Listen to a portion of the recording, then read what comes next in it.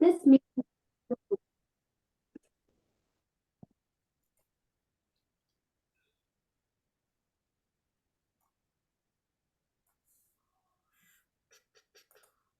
Good evening, everyone. Thank you for joining this call, this Zoom call. My name is Arthur Russell. I am a member of Kappa Alpha Psi Fraternity Incorporated. And I am a member of the Bowie Mitchellville Alumni Chapter of Kappa Alpha Psi. I'm the chairman of the Senior Kappa Committee for BMAC. Bowie Mitchellville chapter Kappa Alpha Psi, alumni chapter of Kappa Alpha Psi. So what we try to do as a committee, it's in line with the mission of the fraternity in our chapter. We are here to serve the community. The public speaker series is a means of us serving the community. And I would like to point out that our hallmark, Joseph Williams, is the hallmark, and he also has an interest in leading the chapter and serving the community. What I'd like to do right now is turn this over to our presenter, Carl Brown. All right. Well, hey, thank you, Brother Russell. And folks, if you can mute yourselves, that would help us so that everyone can hear the presentation, and we'll have a clean recording of it, and we'll be able to send it out later if you need that as well. Good evening, everybody. My name is Carl Brown. I am a proud member of the Bowie Mitchellville Alumni Chapter of Kappa Alpha Psi. And tonight I'm going to present to you money, business, and cyber. And let me tell you that these are three things that I see every day that we are not paying attention to. And that's why I thought it was real important for me to bring this to your attention so that we can work on strategies to improve our money position, our businesses, and protect ourselves from cybersecurity and cybercrime. We're all victims to it, and we all know somebody that has lost money, lost time from work, and a whole host of things that happen when someone goes into your bank account or steals your identity. And I've been a victim of both stolen identity and money taken out of my account. So that's why it's important for me to, relay to you how to protect yourself. So we're going to jump right into this. I'm the executive director of the DC Small Business Development Center. I was appointed to this position about 8 years ago. I'm at Howard University. Proud graduate of Howard University. Go Bison. We came up a little short last night. Thank God it was last night, not tonight, because I don't know, we'd be struggling to see this, but we came up 3 points short, but it was a great season. We're the MEAC champions again, back to back, and we're looking for good things going forward. So what does,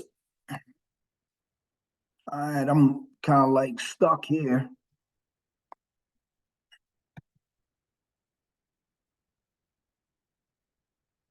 All right, now we were moving the slides earlier. I don't know what happened. Let me try this. That's not working either.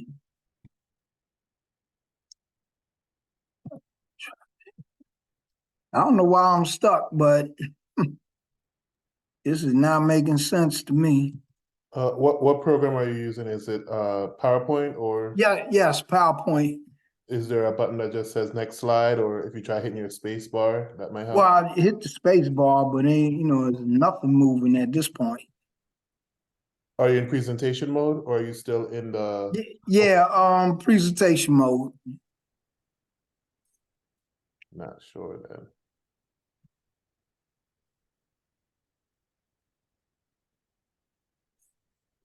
It was moving earlier because remember we were talking and I was moving it around and.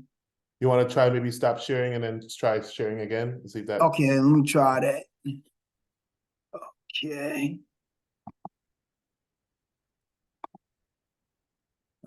Maybe that'll work.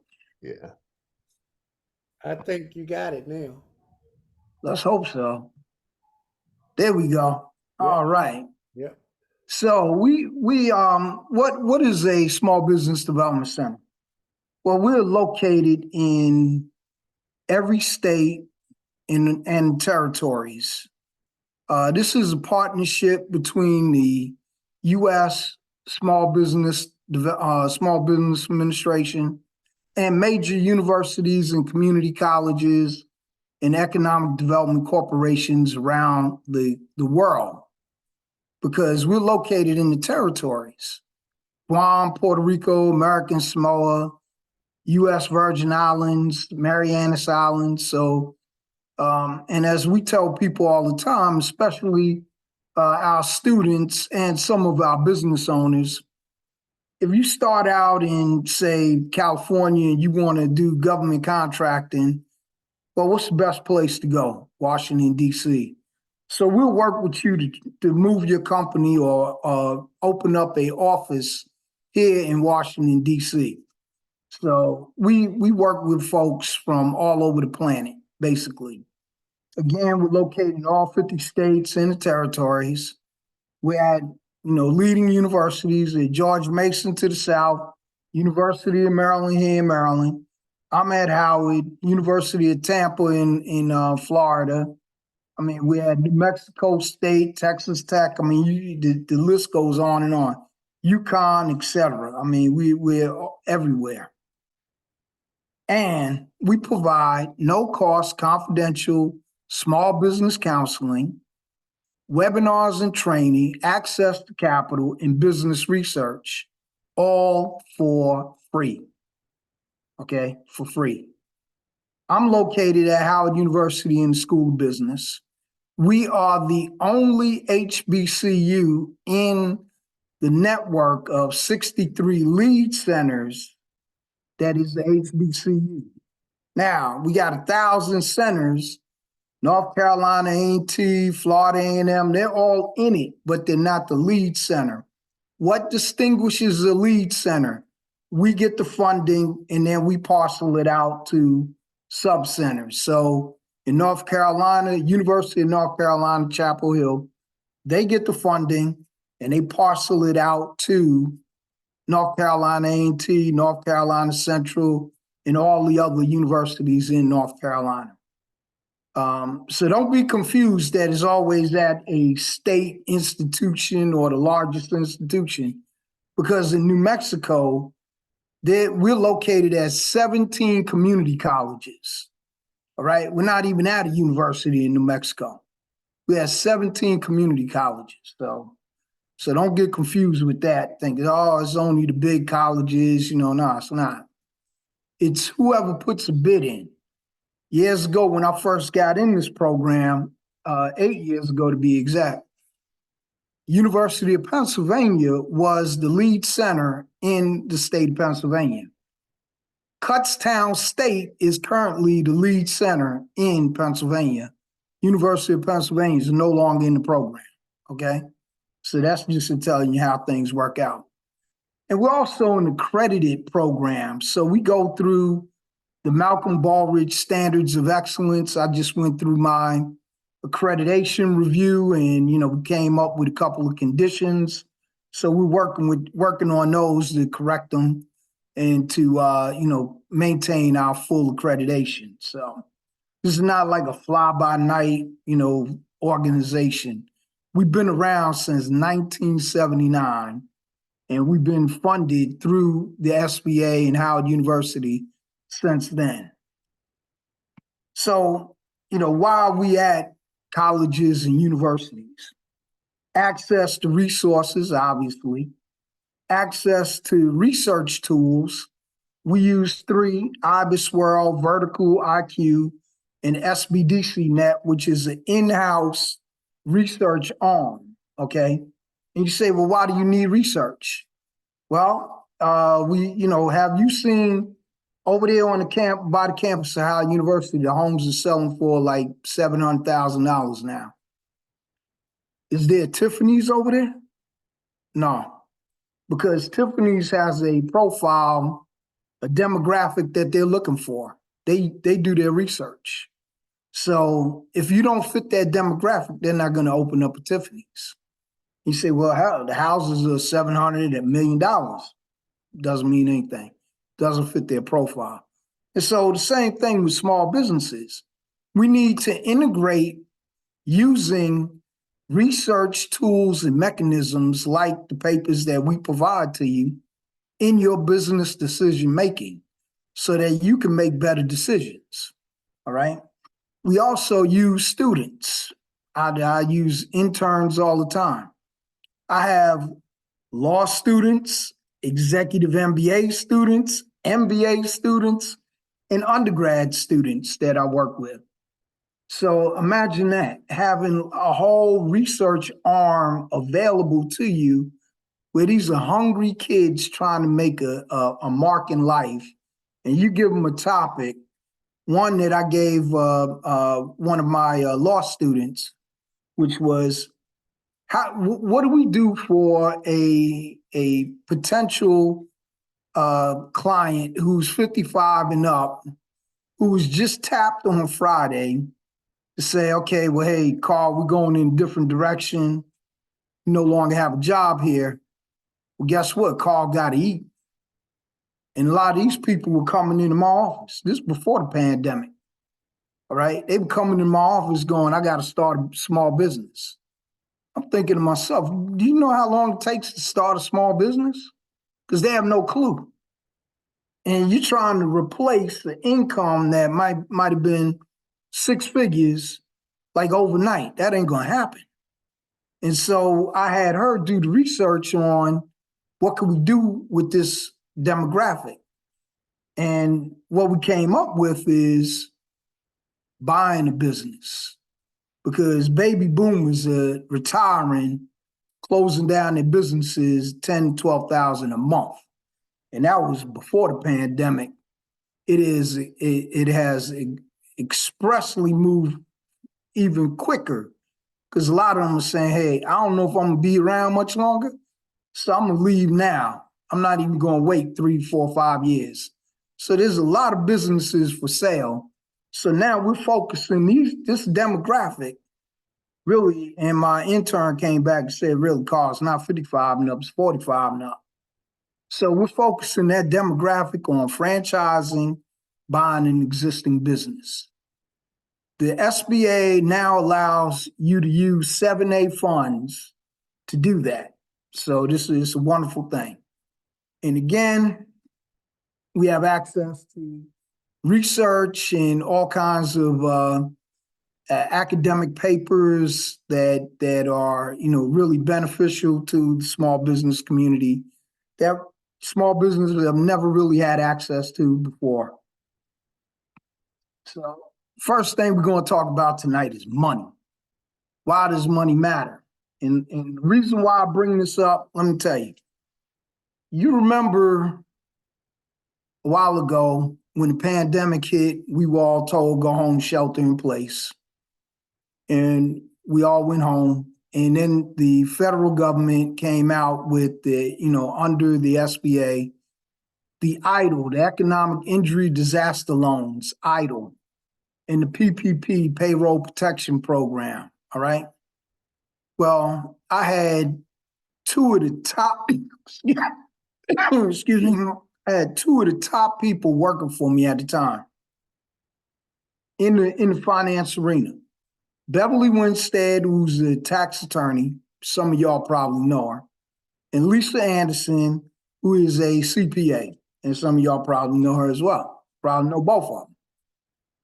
And they came back to me and they said, Carl, and this is the height of the pandemic that we're talking about, when this money was coming out, and they came back to me and said, Carl, a lot of our clients are not qualifying for the funds that are available because they don't have a financial infrastructure, meaning no QuickBooks, no NetSuite, no nothing.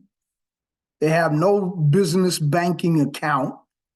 They have no business banking relationship, okay?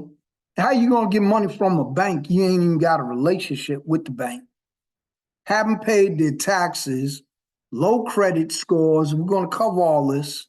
So a lot of these things, these issues were affecting their ability to even get a grant slash loan or loan slash grant. All right. So I could either do one or two things. Pretend like it ain't happening. Who cares? Not me. Or implement things, put a program in place to address the issue. Well, what would a Kappa do? He would put a program in place to address the issue. And so that's what we've done. So, why does money matter? Money helps when you have an emergency, provides a cushion if there's a job loss, prepares you for retirement, pays for things you really need, food, shelter, clothing, healthcare, pays for education, vacation, home ownership, debt repayment. Saving money provides a financial safety net, right? And then financial independence and opportunity to invest. We all want that. Right? So what can we do? Save more money, create generational wealth. Use credit cards only when necessary. Pay cash for everything the last 6 months or less. And I'm just saying 6 months. I say really a year or less. I mean, you don't use your credit card if you're going out to buy you're going out to, some restaurant to eat dinner. That's crazy. That's just crazy.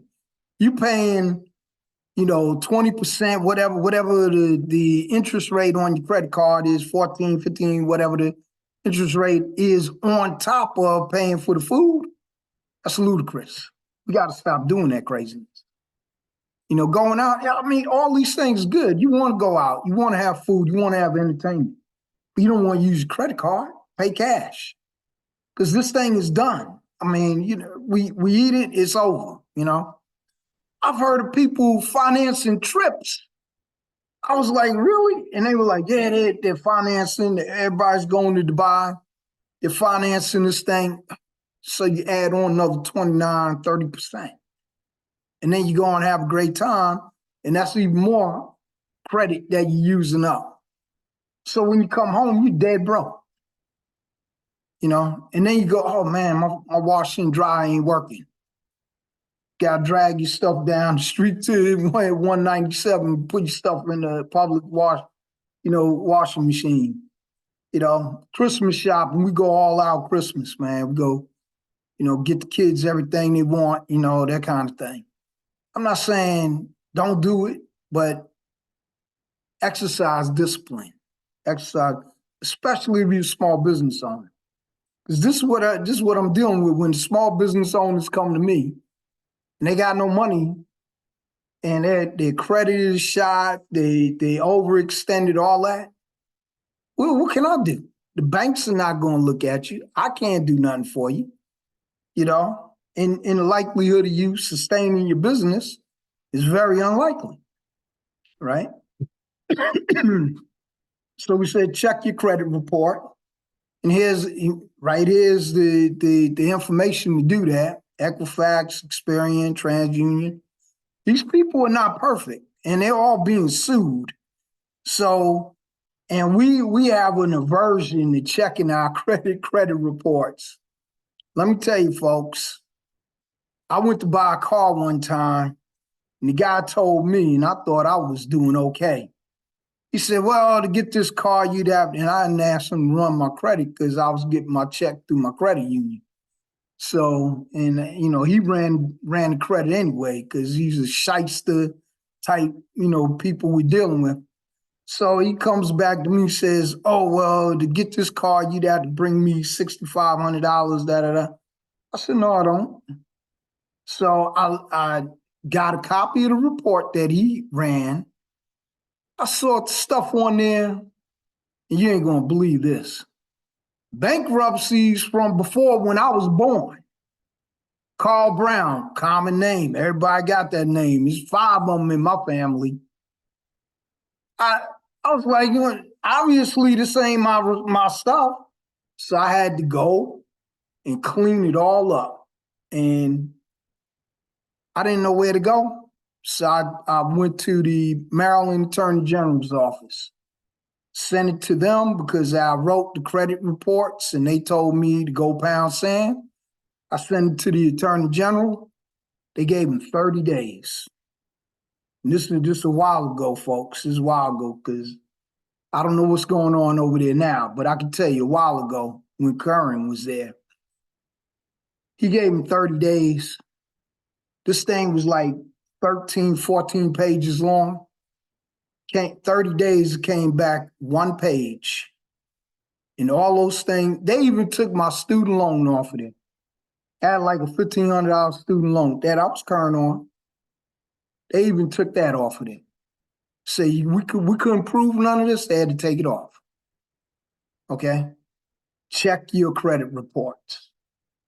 FICO stores. What does FICO mean? Fair Isaac Corporation.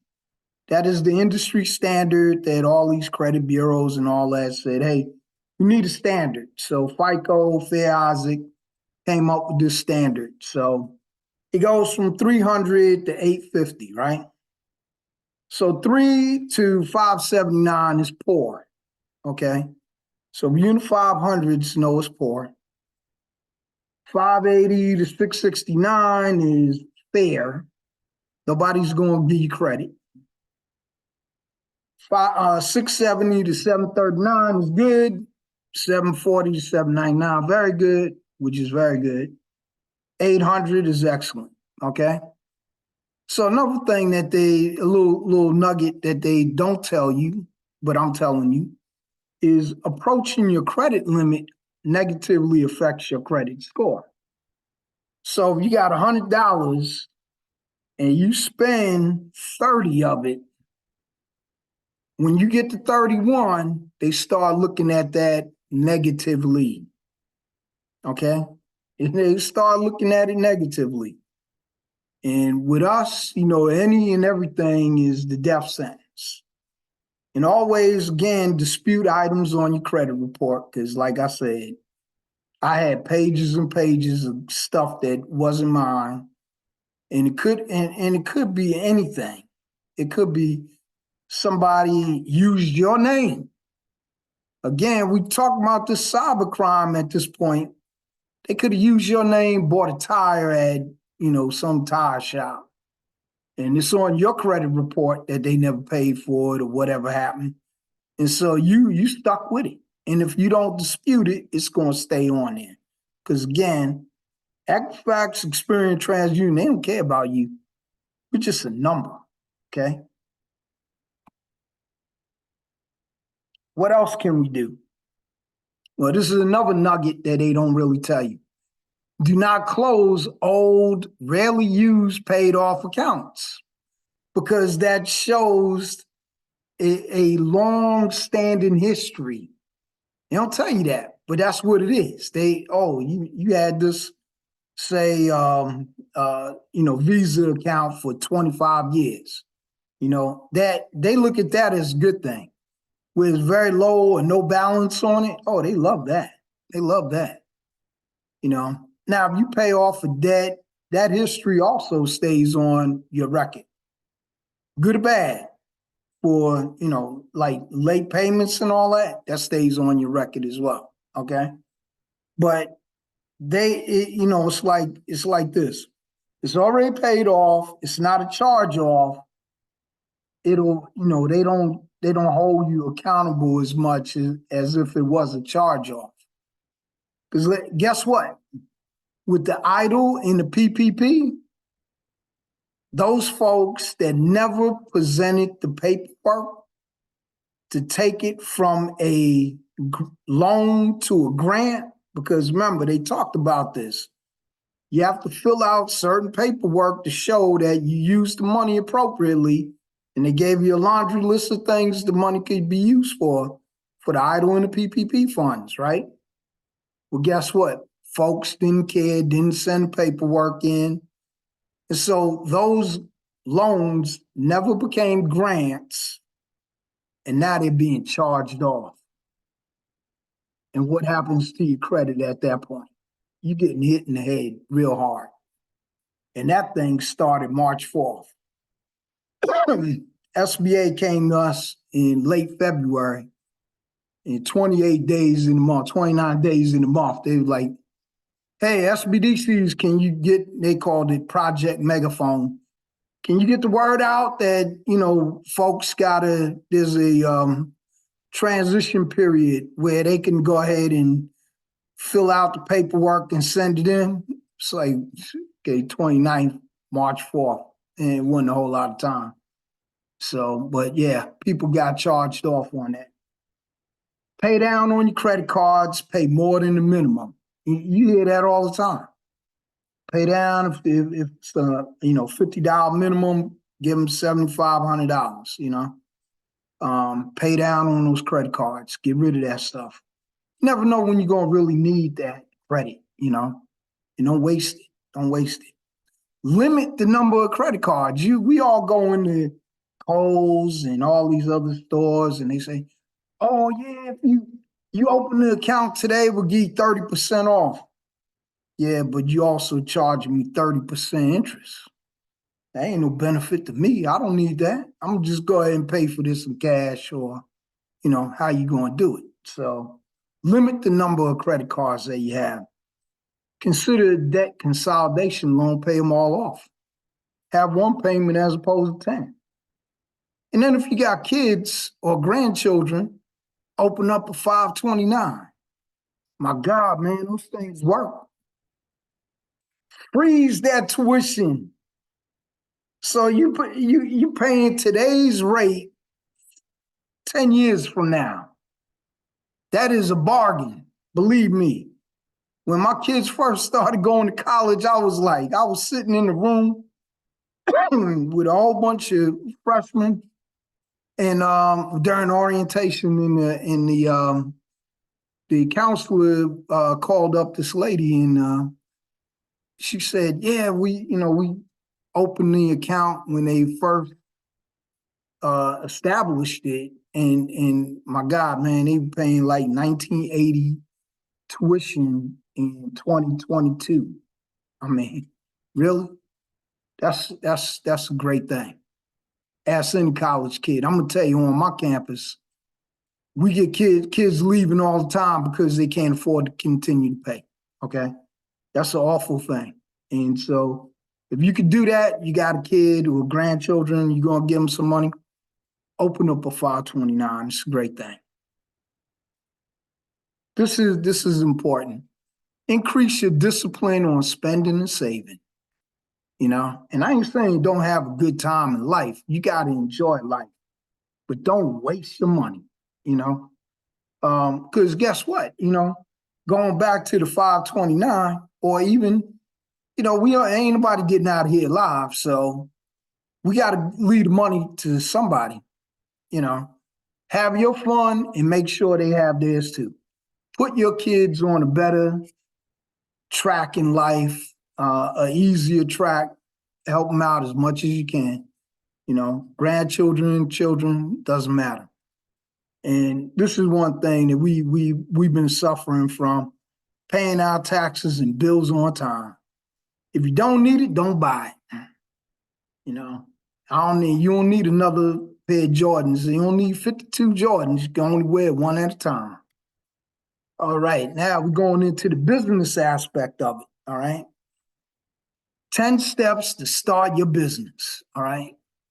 Now, again, this is, we work with you on starting your business, and we work with you on your financial plan too, on that whole financial literacy. I went out and hired a counselor just for financial literacy, because I'm trying to make sure that we have the right path to prosperity going forward.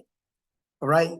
I get it, one, done nothing, or two, develop the program and put in resources to do what needs to be done. And that's what I chose to do.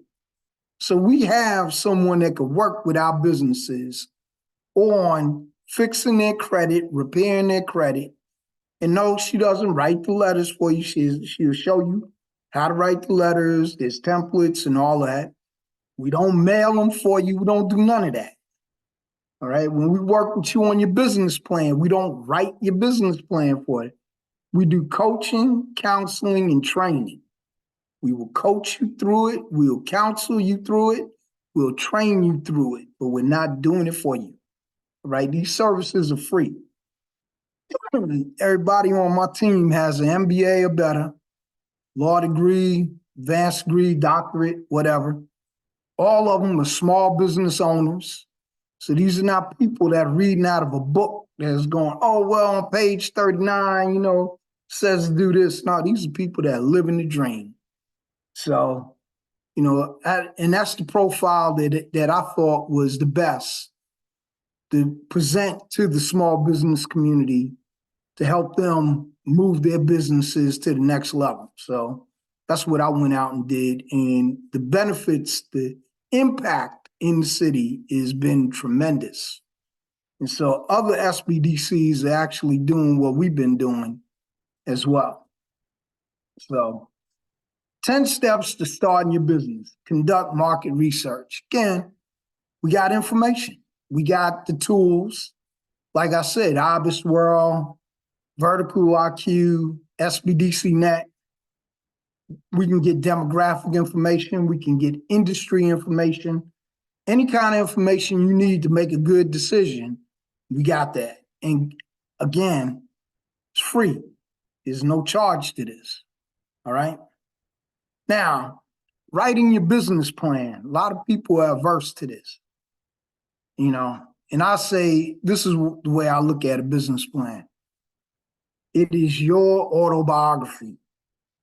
I cannot write your autobiography. Okay. I can help counsel you, I can coach you, and I can train you on how to. But you have to write your autobiography, your business plan. How do you want to see your business move forward? All right. These are the sections of your business plan. All right. Executive summary. What is it that you're trying to accomplish? Who are you trying to sell to? Who works for you? That kind of thing. Just top level. It doesn't have to be a dissertation. Company description. What is it? We're in the car business. We're selling used cars or whatever. Market analysis. In the United States, X amount of used cars were sold last year. I'm putting my used car lot in Bowie. In Bowie alone, X amount of cars were sold. Prince George's County, the region, however big and broad you want it, we can get that data. We can put it in there. All right. So then your organization and management, who's working for you? Who are the top players in your company? How are you structured? HR department, legal department, marketing, or you might be a solopreneur. That's what you put on it. All right. At the time, I'm a solopreneur. This is what I do. This is what I bring to the table. I'm managing the program. I'm managing the RFPs, the IFPs, whatever the case may be. Here's our service and product line. We're doing architecture and engineering. I'm a practicing engineer, a professional engineer, and here's my license number, and this is what I'm doing. And you put it down there. Marketing, sales. Who you selling to? Who you marketing to? You're looking at how you prepare your pricing. How much an hour you charging, all that good stuff. Put all that in there.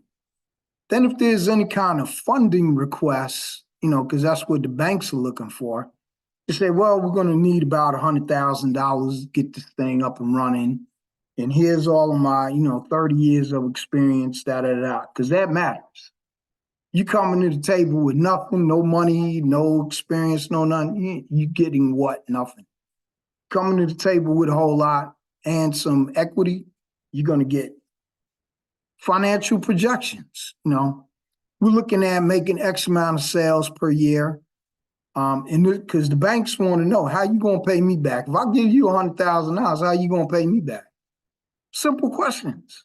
Simple. We're not doing brain surgery here. Simple question. I'll give you money. How you gonna pay me back? All right. That's how it is. And then in your appendix, you can always put your marketing collateral, your licenses, and all that good stuff. You know, stuff that would solidify and get to that yes when you're looking for funding. You know. Now, I'm a little different. You know, if you guys didn't understand that, I'm a little different because I'm sick and tired of loans. I ain't looking for loans. But, you know, how do you fund your business? Like most of us out of our own pockets, right? So we start with with the self-funding mechanism. And here's the beauty of being on Howard's campus. I'm always meeting with delegations, business delegations from all over the world. And I would say last semester, but like last November, I met with a bunch of companies out of Egypt. And in Egypt, they give you a grant and they don't tax you for 3 years. Well, I mean, that's a great thing. Imagine if small businesses in America didn't get taxed for the first 3 years and were given a moderate grant of, $20,000 to $50,000 to get you up and running and no tax for 3 years. America would be a much better place. And so when I gather this information, then I talk about it and I go up on, I go to the right people to talk to them about it, and it, like Capitol Hill and all those places, because that's where the decisions being made about taxes and all that. I can't do it alone. I can't really do it. It needs to be coming from everywhere. That we need grants, not loans. We need no taxes, 3 to 5 years. I mean, we need to start moving in the direction that the rest of the world is moving in, because we need to have funds, and especially Black folks. We need to have availability of funds. And going that loan route is not the best way to go. We already taxed out. We the lowest paid, last hired, first fired, all those things. So I'm saying, hey, we need to get grants and no taxes to help us, get moving. We got food deserts. I mean, we can employ folks in our community if we're given the opportunity, But, that's, I won't get off my soapbox on that. But my thinking is we need more grants. And I've been talking to folks on Capitol Hill about that. More grants, less loans. That's my thing. Pick a business location, brick and mortar, online, home base. Right now, young folks are doing gangbusters online. I mean, I learned about a young lady today. She did a couple of hair braiding tutorials, and now she's doing over $100,000 out of her basement. I mean, come on. And still in high school. I mean, things are changing, folks. That is a disruptor.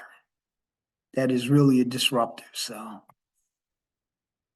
choose a business structure, whether or not you're going to be a sole proprietor, partnership, limited liability corporation, corporation with C Corp or S Corp, which is stocks. Don't forget about I think it's bona fide ownership, BOI, I forgot what the term is, but it's under Syntec, which is the Financial Crimes Unit. Because of all the PPP and the idle theft, well, not theft, but misuse of the funds, they came up with this: if you're an LLC, you got to go in under and file BOI, and I'm going to look that up real quick because I don't want to give it to you wrong, because I got to do the same thing. I was going to do it a couple of weeks ago. BOI filing. It's beneficial ownership reporting. You could do it online. Oh, they got all kind of businesses. This is the first thing popped up, $199. Really? No, you could do this for free. It doesn't take that long. Come on now. It's on the fincen.gov. fincn.gov is beneficial ownership information reporting. fincen.gov, and you go in there. You need a copy of your passport or your driver's license. That's all you need. You fill out the paperwork. I mean, it's real simple. They even have a Q&A thing on there. So don't pay for these, fake services, We get all excited. Oh, if you're going to file for LLC, is this? No, it's not that difficult. To get an EIN number, it's not that difficult. You go to irs.gov, get a number. You can get one right now if you want. So it's not that difficult, folks. And if you need some assistance and you're in DC, come to our office. You're in Maryland, go to University of Maryland campus. There's a SBDC right there. The lady's name is Laura Brown. Really great person. She runs the program like I do in DC. You're in Virginia, Jody Keenan at George Mason University. You need an introduction? Not a problem. I can do that for you. Okay? Don't get excited. Don't think that these are insurmountable things that you can't do. You can do it, and it's free. Believe me. All right? Choose the name for your business. It's easy to check. Availability with the Secretary of State, and if you're in the district, DLCP, which is Department of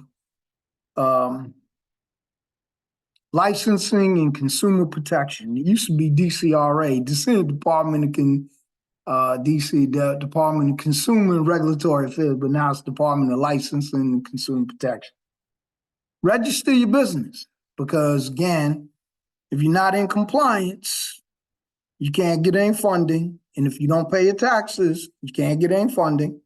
So you want to register your business in Maryland. It's the Maryland Business Exchange Express and DLCP in the district. Get your federal tax ID number. You just go to irs.gov. Some states, not Maryland, DC, or Virginia, require this, but some states have a state tax number as well, where they just tax the heck out of you. Apply for licensing and licenses and permits. I mean, if you're a professional engineer, that's a license you got to get. If you braid hair, that's a license. Barber, you just go down the whole line. You got a license for everything, okay? You're going to have to pay some money. I mean, it's unfortunate, but that's the way it is. Open a business bank account, all right? I had, we were doing a strategic plan in my office today, and one of the bankers that is on my advisory board was talking about how so few folks come in looking for a business banker to discuss their business until they need that money. Then they run in at 5 o'clock going, I need to talk to somebody. Well, that ain't the time to do it. Now is the time when you don't need the money. Now's the time to go in and introduce yourself, talk to your business banker, explain to them what your company is. If you got collateral, take it in there. Let them build a folder on you. So, because this is the person that's going to be fighting for your loan on that when that time comes for you to get one. They're going to be in there talking to the underwriter going, well, I talked to Carl and, he has a nice business, been around 3 years. Here's his revenue. Here's a profile of his account, blah, blah, blah. That's what they're going to do for you, But if they don't know you, there's nothing for them to fight for you, okay? And I'm just trying to change the way we think about things so that we can move forward as people. It's not that difficult. Okay, let's talk about protecting ourselves because I know we're getting down to the wire now. I got 15 minutes. about another hour worth of stuff, so I got to talk fast. We all heard of, all these artists. Oh, so-and-so got his masters back, and what does that mean? Well, that's how they make money. Because if I own the masters, I'm making the money, okay? If I own, like a lot of people think Whitney Houston wrote the song, I'll Always Love You. No, she didn't. Dolly Parton did. Dolly Parton makes a ton of money on that song, okay? Ton of money. So, and it's rightfully Dolly Parton's song. Whitney just crushed it. Dolly didn't do nothing for it, but she wrote it and she gets paid, all right? So she rightfully gets the money that is owed to that. But there's a lot of Black artists that wrote songs and they get played on the radio every day and somebody else gets all the money, all right? So that's the problem. So again, I'm at Howard University and we have what is called a Patent and Trademark Resource Center right there in the school business library. So we work with our clients on getting patents, trademarks, trade secrets, special sauces, all that. You can get all that done right there on the campus of Howard University. At least start the process. Now, it doesn't cost what it would cost, if you had to hire an attorney. But we can't take you all the way through the process, but we get you on that road. So we save you a ton of money, all right? And again, the resources are free, okay? Now, Howard is one of 86 universities in the country, I don't know who the other 85 are, that has a patent and trademark resource center. So we take advantage of that.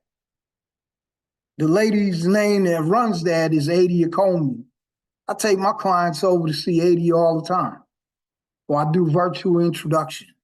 So we're working with them on, their business plan, finance, all that. And they need to get something, patent or trademark or copywritten. We take them over there. That's how we work, hand in glove, okay? Can't talk about Maryland or Virginia, West Virginia, but I don't know. And I'm not saying that because I don't care. I just don't know. But I know what I know on my campus. So, Library of Congress deals with copyright. So, patent and trademark, they deal with the patents and trademarks. Library of Congress copyright. So you can copy dance steps. I didn't even know that, but yeah, you can.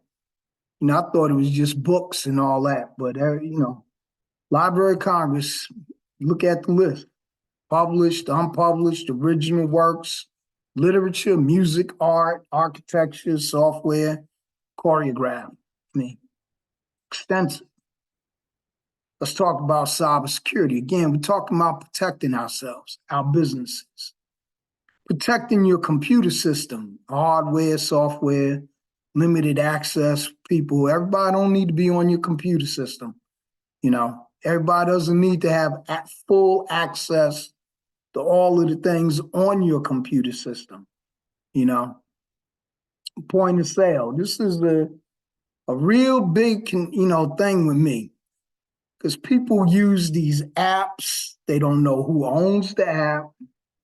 Payment apps. Oh, Cash App me this and do all that. No.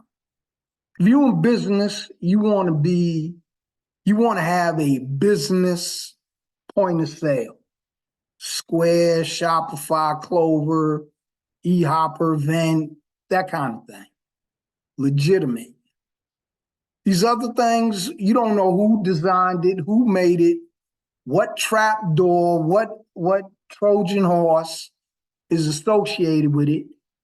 People go on, don't take my word for it, go on YouTube and look up Cash App theft. That's all I'm telling you. Because people were coming to me, running to me. Oh, Carl, I got robbed. I was at a festival. I sold $6,000 worth of shea butter and I ain't got a dime in my account. What happened?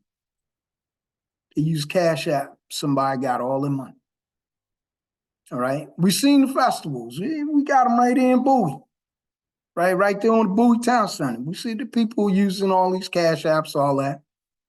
Folks, when you out there, use cash. Because if they ain't using Square, Shopify, and that other stuff, you don't know what it is. And it'll go into your account, all right? And that's why I'm telling you about it. It'll go into your account, take your money, you know? And I'm gonna tell you how they do it too. They start out with $1.79, so you don't even miss it. And then they incrementally go up. They slick, because they ain't got nothing else to do. Let's talk about risk management. You got to have insurance and bonding for your business. You know, we leave that out a lot.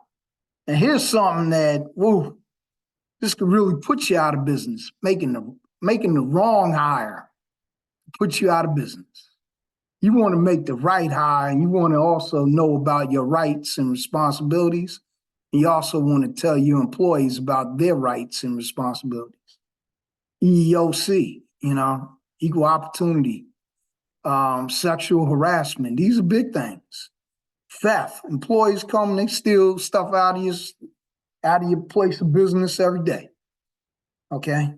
Come in there, you see them in Walmart and Target, all these places. They come in there, they work a couple of weeks and then throwing stuff in the dumpster and rolling the dumpster out the back. You got to go get them. You can't let them take that stuff. Can't let them steal from them. And then what happens when you call the police? What happens, So you want to train your employees. You want to train, everyone gets professional development. In my shop, everybody gets professional development.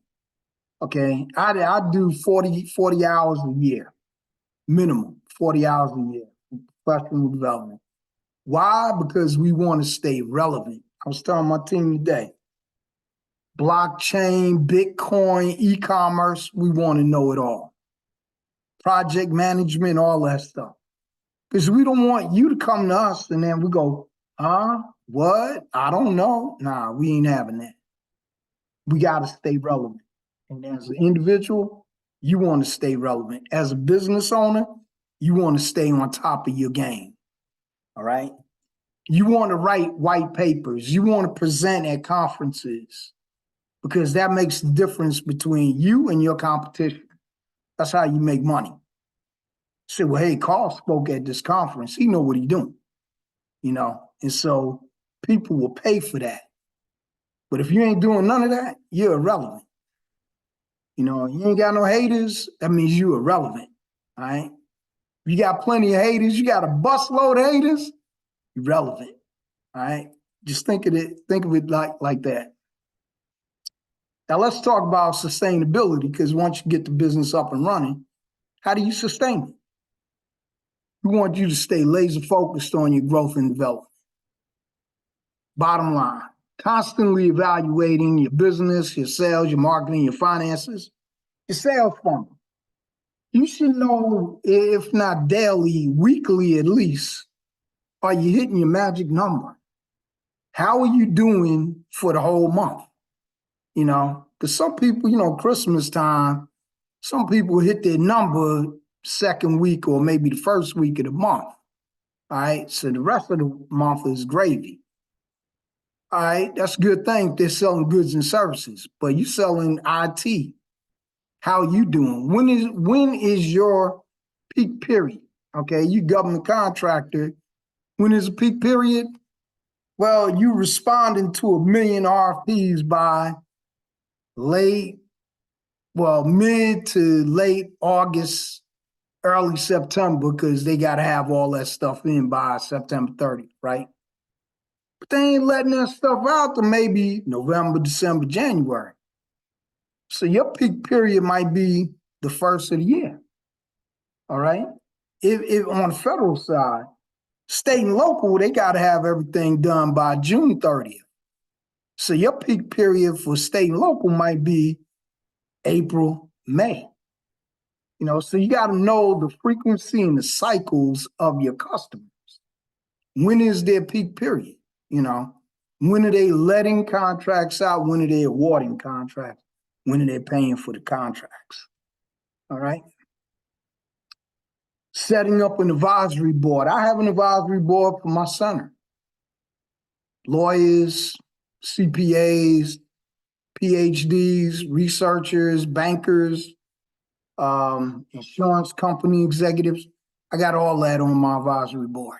Small business owners, because I like to stay current and we discuss things. And, you know, they come to my meetings and we talk about things, and that's what you want. So if you got an advisory board on your small business, you know, at least treat them, if you can't pay them, at least treat them to, you know, quarterly dinner or whatever, where you have a real in-depth discussion on a specific topic, okay? Write down your processes, procedures, roles, and responsibilities. Just like anything else, any corporation, you want to put everything down in paper so that if somebody else has to come in, pick up the slack, they know what they got to do. And it helps you write job descriptions and all that good stuff. Evaluate. Now, this is critical, folks. This is really critical. Evaluating your supply chain. Because right now, what is the supply chain doing? They're creeping up in pricing. Everything's going up in pricing. You go to the store recently, paying more for everything, right? Same thing. Your supplies are creeping up in pricing. And if you're not challenging them, they're going to keep stiffing you with the price increases. Bottom line. So what do? You evaluate the supply chain. Then you can go back to your favorite supplier and say, hey, you know what? I can get the same bottle from this guy over here that you selling me for $1. You selling it to me for 83 cents. Or, you know, a mystical figure that you don't tell them what the number is. Say, bro, you got to do better than this. You know, but if you don't know, you have nothing to negotiate. So you got to take them at face value and pay. So what does that do? It eats into your profits, right? Understand that. This is something I got to say 20 times. Never stop marketing your business. Because if you do, you might as well go get a job. You're out of business. Franchising, existing or startup businesses, know what works for you. Franchises, 95% successful. Buying an existing business is success. You know, startup, if you're young, I would say go to startup route. I mean, even though as a young person and somebody in their late 20s or 30s, if they were in accounting and wanted to open up their own shop, I would say, hey, buy a business or start one. Somebody 55 and up, franchise or an existing business. Now, don't even fool around with startups. Reinvest in your business, not depreciating assets. What is a depreciating asset? Car, clothes, red bottom shoes. They ain't doing nothing for you. All right. You got to reinvest in your business. There's a new show I just saw, the $1 Billion Maker or something on TV, and the guy was asking the lady. I saw it on Saturday, and he was willing to buy from her. And he said, "Well, how much you made last year?" She said, $100,000. He said, "Well, I'm gonna buy $400,000 worth from you, but only if you did the things that I told you to do last week." She said, "Yes, I got a larger line of credit and paid off some of my bills. I got more equity." He said, "Good, deal done." Invested in it. If you don't invest in your business, nobody's going to invest in it either. Know the end game, folks. Success planning. All right. Now we bringing it home. We're bringing it home because I'm out of time. So, brothers, I don't know. I mean, it take me like 2 minutes to talk about this, but this is that cybersecurity stuff that I've been talking about. Use strong, unique passwords. And there's a thing out here called Password Manager, and you could buy it. And it could generate like these 20-character passwords that really are good. You know, just going Carl Brown 121, that ain't gonna help protect you. But if you got letters, characters, lowercase, uppercase, all that, 20 of them, it makes it harder for the cyber criminals to crack your password. Two-factor authentication, you want to do that at any chance that you get, because have it set up where it calls you on your phone, or you have to authorize it on your phone, even if it's not a phone call. But like one of the ones that I have, it gives you numbers, so I have to put the numbers in it to allow me to go into my computer. Make sure that you update all your software all the time. They're sending patches out all the time because they're finding how people are getting into the systems. So if you stay, with the software upgrades, you'll be able to protect yourself more. Don't click on any links. Phishing schemes out here. I got 2 this week. I sent them all to our cyber unit at Howard. People want to send me, I have $1 billion or 10 million or whatever, some crazy number. Yeah, okay, whatever. And I send it right over to cyber unit so they can confine it. Don't click on none of that stuff. And even if it looks like it came from someone you know, circle the email address and it'll tell you where it really is from. Okay, be very careful out here, because all it takes is one time. 95% of ransomwares and cyber crimes that happen at corporations are done by employees. 95%, okay? 95%, because they clicked on a link, all right? Use secure Wi-Fi connections. Don't go to the airport, or if you're taking a friend to the doctor's office, or you're somewhere and I'll just get on their Wi-Fi. Don't do that. Don't do that. Or you just welcoming all kind of, cyber crime to come on your phone or computer or tablet. So don't do any of that. And then make sure, excuse me, make sure you use antivirus and anti-malware software. We're all guilty of this. We buy a new computer.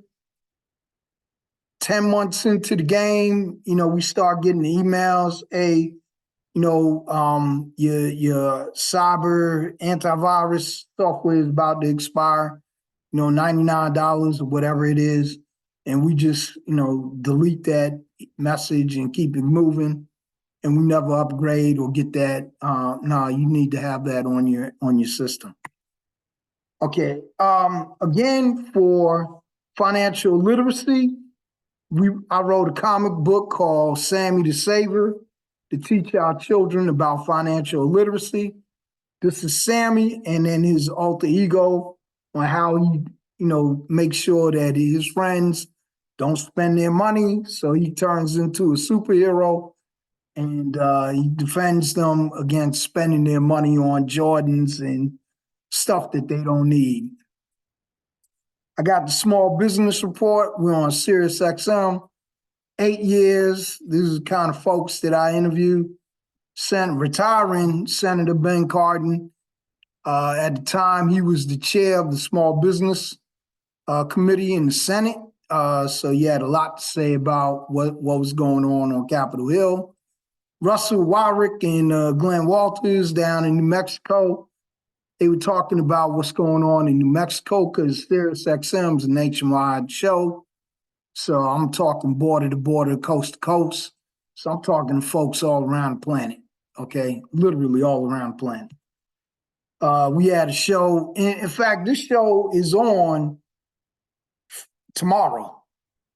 Shantae Nicole, Common Sense, is going to be talking about finance, all right? And James is going to be talking about accounting, all right? Taxes are due. Well, you need to prepare for that. So tune in tomorrow, Sirius XM, channel 141 at noon, and you're going to hear from Shantae Nicole, and she's going to be dropping some science on about how to protect yourself and how to maintain a good, healthy credit score. And James is going to be talking about your taxes that are due April 15th. And last thing I want to talk to you, share with you is this. We have at Howard University a marketplace like a Amazon or Etsy, and I made it available because I'm paying the bill. I made it available to the students, faculty, staff, alumni, and friends of Howard University.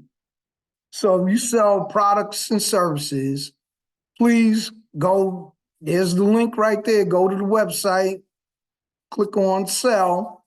You can set yourself up in the store. And the reason why I make it free is this. My students want to know about e-commerce.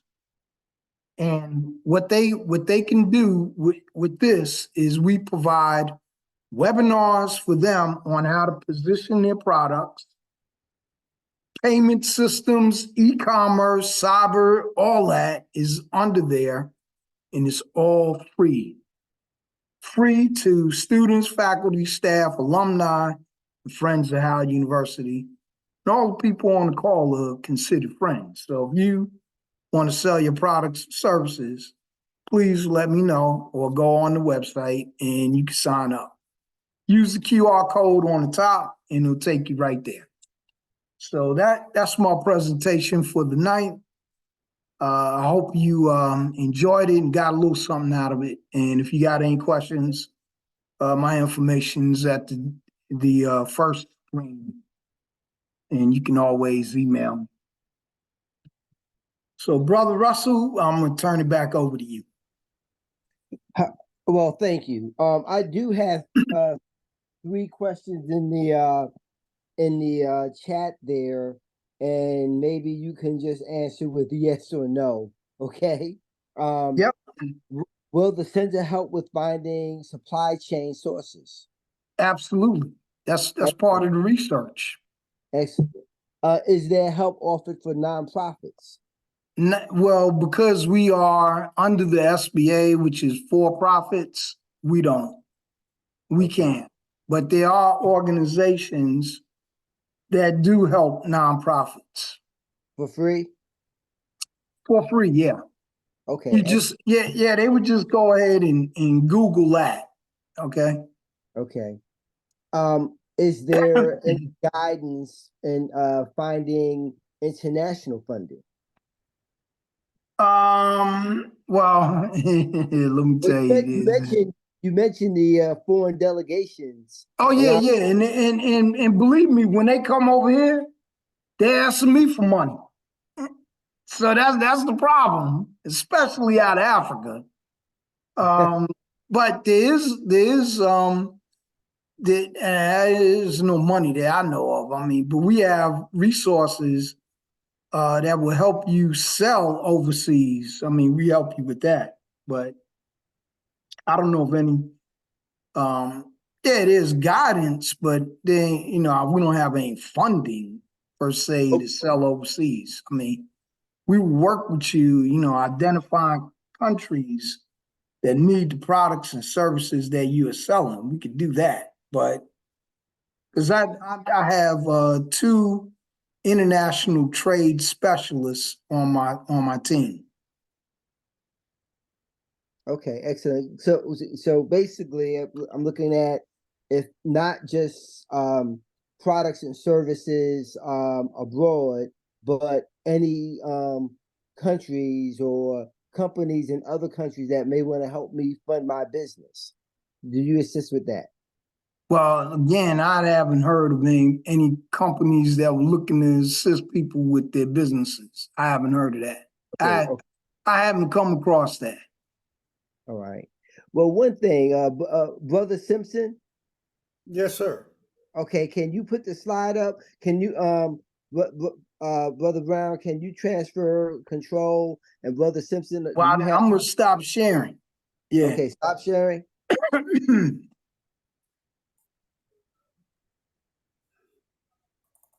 And if Brother Simpson has control, we just want to post our BMAC information.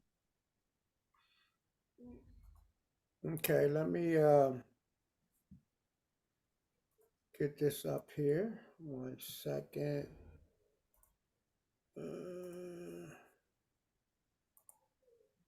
Meanwhile, we do want to thank Paul Brown for his presentation. The information, this meeting is recorded. So, and I'm sure we can reach out to you, right, Mr. Brown? Oh, absolutely. Excellent, outstanding. So it seems like just possibly everyone who is on the call is familiar with us.